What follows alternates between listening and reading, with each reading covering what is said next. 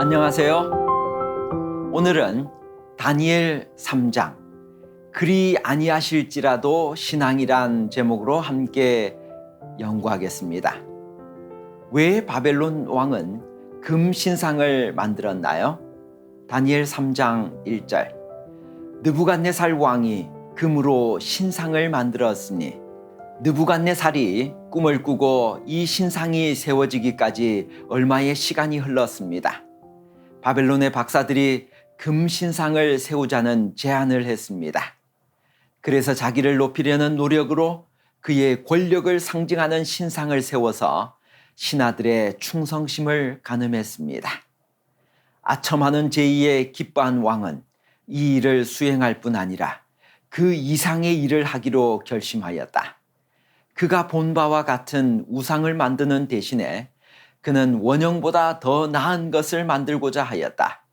그의 우상은 머리에서 발까지 가치에 있어서 저하되지 않아야 하였고 다른 모든 나라를 산산이 부서뜨리고 영원히 설 영원 불멸의 강대국으로서 처음부터 끝까지 바벨론을 상징하도록 전부 금으로 만들어야 하였다. 느부갓네살이 두라 평지에 세운 금 신상은 역사를 주관하시는 하나님께 대한 오만한 도전이자 자신의 나라가 영원하기를 바라는 헛된 염원의 표현이었습니다. 느부갓네살은 왜 금으로 만든 우상에게 경배하라고 강요했나요? 엎드려 느부갓네살 왕이 세운 금 신상에게 절하라. 누구든지 엎드려 절하지 아니하는 자는 즉시 맹렬히 타는 풀무불에 던져 넣으리라 하였더라. 금신상의 낙성식에서 엎드려 절하는 문제는 단순한 의식상의 문제가 아니라 느부갓네살 왕이 섬기는 바벨론의 마르두크 신과 유다의 세 젊은이가 섬기는 하나님과의 대결이었습니다. 그것은 어느 신이 참 신인지를 판가름할 중차대한 대쟁투 문제였던 것입니다. 다니엘의 세 친구가 죽음을 두려워하지 않고 왕의 명령에 순복하지 않았던 이유는 그들이 하나님을 섬기고 있었기 때문이었습니다. 느부갓네살이 우상 숭배를 강요할 때 다니엘은 어디에 있었나요? 느부갓네살이 그들에게 물어 이르되 사드락, 메삭, 아벳느고야 너희가 내 신을 섬기지 아니하며 내가 세운 금 신상에게 절하지 아니한다 하니 사실이냐? 다니엘 3장 14절 금 신상 낙성식이 되어 바벨론의 모든 주요 관리가 소집되었습니다. 바벨론의 모든 관리가 총동원된 이 낙성식에 왜 정작 다니엘이 없었을까요? 모두가 소집된 그 현장에 유독 다니엘만 나타나지 않으려면 왕 자신이 그를 참석하지 못하도록 조치할 때만 가능합니다. 그렇습니다. 왕이 다니엘을 오지 못하게 했습니다. 왜 그랬을까요? 다니엘의 기별을 들었던 그가 우상 낙성식 현장에서 다니엘을 만나기 두려웠기 때문입니다. 그가 절하지 않을 것도 분명히 알았기 때문입니다. 그래서 세 친구만 오게 했습니다. 다니엘과 분리하여 그들을 압박하기 위함입니다. 그러나 실패했습니다. 어느덧 포로들이 왕을 이기고 있습니다. 역시 포로라는 상황이 문제가 아니라 어떤 사람이냐가 문제입니다. 하냐냐, 미사엘, 아사랴는 왜 우상에게 절하지 않았나요? 어릴 때부터의 신앙이 왜 그토록 중요한가요? 내가 세운 금 신상에게 절하지 아니한다 하니 사실이냐? 다니엘 3장 14절 바벨로니아의 신들 가운데 주신의 칭호는 마르두크, 즉 벨입니다. 구약에 나오는 가나안의 주신 바알과 같은 주라는 뜻입니다. 바벨론 사람들은 마르두크가 하늘, 사람, 동식물을 창조하고 티그리스 강과 유브라데스 강을 만든 창조의 신이라고 믿었습니다. 또한 마르두크의 보좌가 북극 하늘 높은 산에 있다고 믿고 있었습니다. 이 마르두크는 하늘에서 하나님께 반역하여 쫓겨나 마침내 사탄이 된 성경의 악한 천사 루시프를 상징하는 게 확실합니다. 다니엘의 세 친구들은 어릴 때부터 창조주 하나님을 경배하는 훈련을 받았습니다. 어린이들의 생애 가운데에서 처음 3년 동안에 그대의 자녀들을 반드시 합당하게 훈련시키라. 처음 3년은 작은 가지를 구부리는 시기이다. 어머니들은 이 기간이 지닌 중요성을 이해하여야 한다. 기초가 놓여지는 때는 바로 이 시기이다. 선악의 대쟁투의 본질은 무엇인가요? 거래인가요?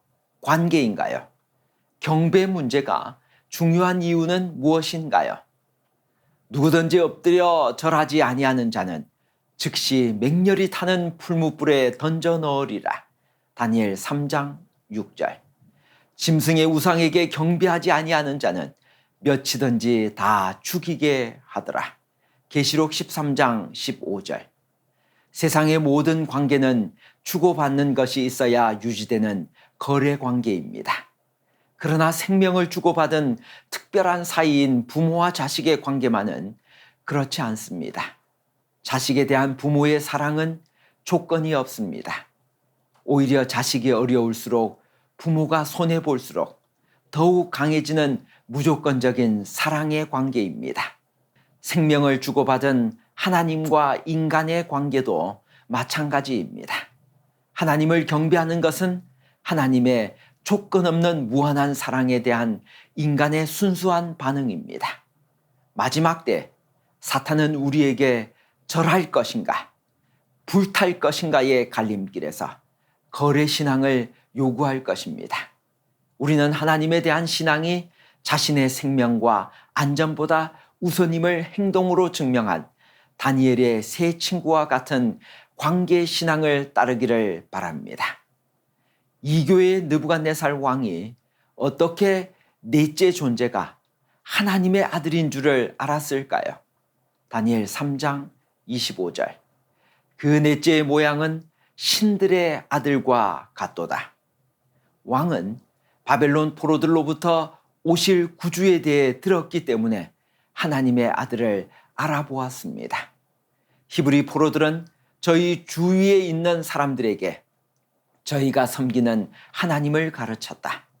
그들이 오실 구주이신 그리스도에 대하여 말해 주었으므로 불 가운데 있는 넷째의 모습을 보고 왕은 그가 하나님의 아들이심을 알아보았다. 왕은 세 사람을 풀무에서 나오게 한 다음 하나님을 찬송할지로다. 그가 그의 천사를 보내사 다른 신을 섬기지 아니하며 그에게 절하지 아니한 종들을 구원하셨도다 라고 말합니다.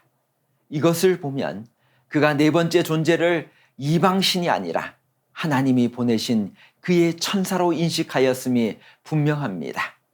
포로들 때문에 제국의 왕이 하나님뿐만 아니라 오실 메시아에 대해서도 알게 된 것입니다. 하나님의 섭리가 오묘합니다. 하나님께서는 불 가운데서 우리를 어떻게 보호해 주실 것이라고 약속하셨나요? 내가 불 가운데로 지날 때 타지도 아니할 것이요 불꽃이 너를 사르지도 못하리니 대전하는 여호와 내 하나님이요. 이사야 43장 2절 3절. 입구를 통해 풀무 속을 응시하던 왕은 기상천외한 일을 목도하고는 깜짝 놀라게 되었습니다. 그것은 불 속에서 세 젊은이가 결박되지 않은 채 자유롭게 활보하고 있었기 때문이요. 그들과 함께 고난을 같이 하는 신들의 아들과 같은 네 번째 존재를 발견했기 때문이었습니다. 그분은 이 세상에 오시기 전에 예수 그리스도셨습니다. 목숨을 걸고 하나님께 충성을 다한 그들을 구원하기 위해 풀무불 속까지 동행하신 것입니다.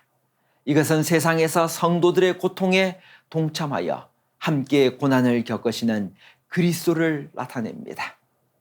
또한 마지막 때에도 그분을 따르는 자들을 놀라운 방법으로 구원해 주실 것을 보여줍니다. 그러나 여호와께서는 당신의 백성을 잊지 아니하셨다.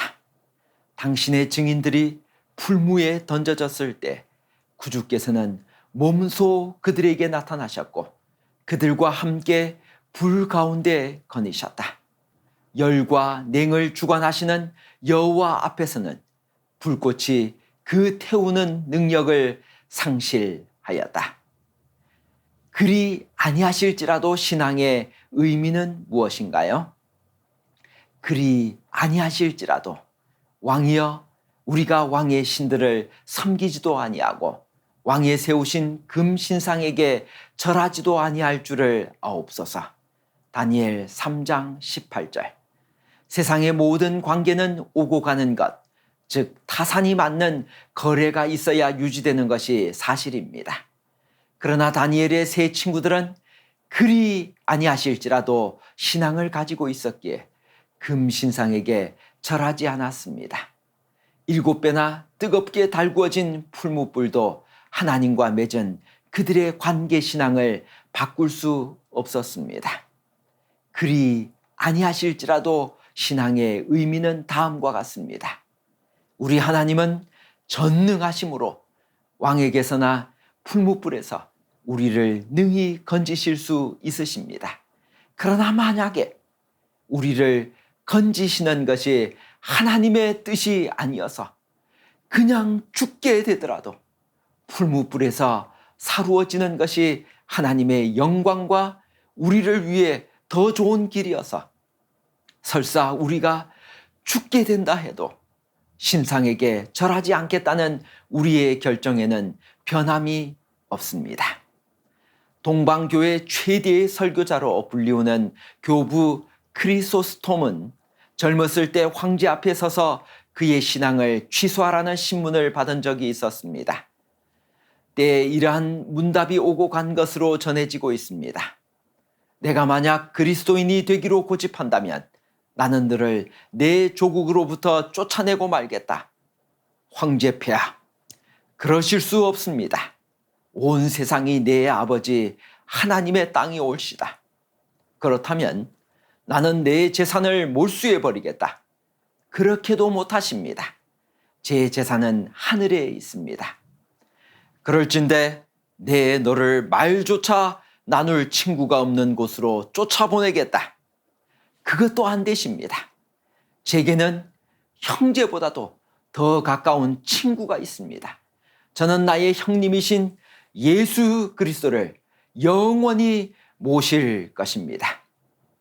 황제는 분통이 나서 소리쳤습니다. 내 생명을 끊어버리겠다. 그것도 하실 수가 없습니다. 제 생명은 그리스도로 더불어 하나님 안에 감추어 있습니다. 바로 이것이 그리 아니하실지라도 신앙입니다. 그리 아니하실지라도 신앙으로 살아갈 수 있는 비결은 무엇인가요? 하나님의 말씀과 기도로 거룩하여짐이라. 디모데전서 4장 5절. 그리 아니하실지라도 신앙으로 살아갈 수 있는 비결은 3가지입니다. 첫째, 매일 매순간 하나님의 말씀을 묻거나 따지지 말고 있는 그대로 믿어야 합니다. 성도들의 인내가 여기 있나니 그들은 하나님의 계명과 예수에 대한 믿음을 지키는 자니라. 믿음이란 무엇일까요? 믿음은 자기에게 닥치는 어려운 시험의 이유를 묻지 않고 성경 말씀 그대로 하나님을 믿는 것이다. 둘째, 매일 매순간 말씀을 듣고 읽음으로 마음속의 우상을 제거하고 주님 뜻대로 살아야 합니다. 하나님의 말씀과 기도로 거룩하여짐이라. 디모데전서 4장 5절. 셋째, 매일 매순간 구원에 능하신 하나님을 전파해야 합니다. 디모데후서 4장 2절. 너는 말씀을 전파하라. 때를 얻든지 못 얻든지 항상 힘쓰라. 참된 경배와 거짓 경배 사이에서 당신은 어떤 선택을 하시겠습니까? 짐승의 우상에게 경배하지 아니하는 자는 몇이든지 다 죽이게 하더라. 계시록 13장 15절. 짐승의 우상은 무엇일까요? 짐승의 우상은 자기의 교리를 강요하기 위하여 국권의 도움을 구함으로 생겨나게 될 배교한 개신교도들의 단체를 나타낸다. 하나님을 경배하는 자와 짐승을 경배하는 자의 구별이 하나님의 계명을 지키는 것과 범하는 데 있는 것이 분명하다. 다니엘 3장은 사람보다 하나님과 그분의 명령에 순종하는 것이 인생의 승리 비결임을 보여줍니다.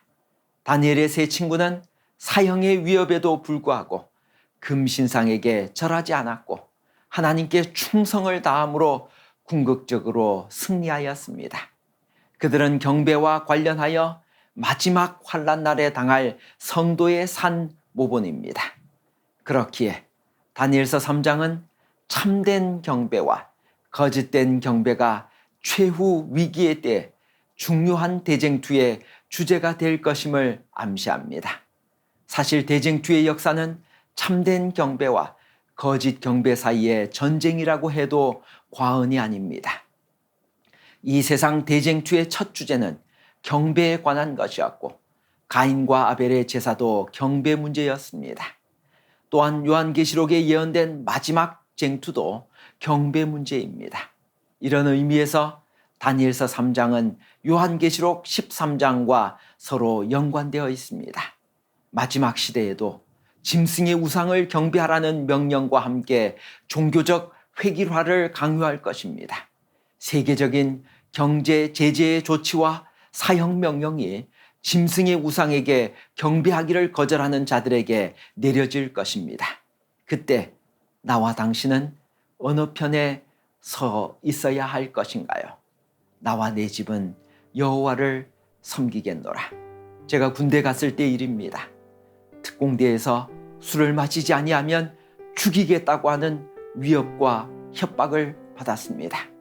그때 저는 다니엘의 세 친구들을 생각하게 되었습니다. 하나님, 비록 제가 오늘 하나님께서 반드시 저를 지켜주실 것을 믿지만 그러나 하나님께서 오늘 저를 죽게 한다 할지라도 하나님께서 저를 보호해 주시지 않는다 할지라도 저는 술을 마시지 않겠습니다. 그 믿음 그대로 살았을 때 하나님께서는 저를 살려주시고 보호해 주셨습니다. 여러분, 오늘 여러분들은 어떤 신앙을 사시겠습니까? 그리 아니하실지라도, 제가 좋아하는 그리 아니하실지라도 찬양의 가사를 소개합니다. 그리 아니하실지라도 감사해요. 주님 뜻을 믿기 때문이죠. 그리 아니하실지라도 사랑해요. 합력해서 선을 이루어요. 언제나 나를 향한 신실한 사랑, 우리를 향한 그 크신 사랑, 우리가 함께 높이며 주를 찬양해. 할렐루야, 하나님께 영광. 이토록 놀라운 다니엘 3장과 요한계시록 13장의 기별이 담긴 360가지 직문직답과 다니엘 요한계시록 책자를 말라위, 몽골, 인도, 대만, 필리핀, 베트남에 보내는 운동에 함께 동참하지 않으시겠습니까?